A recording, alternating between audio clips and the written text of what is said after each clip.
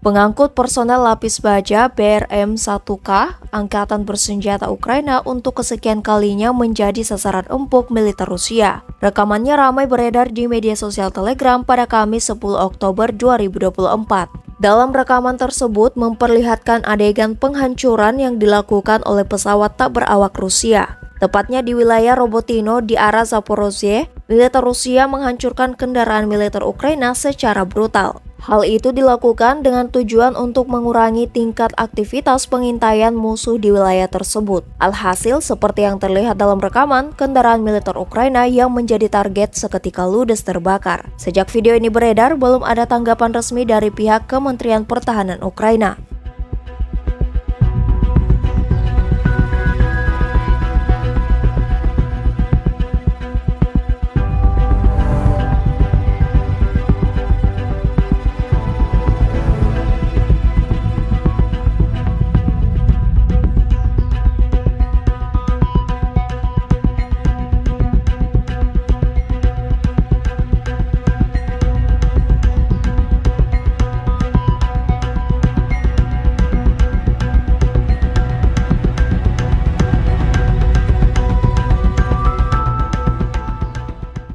Download Tribun X sekarang, menghadirkan lokal menjadi Indonesia.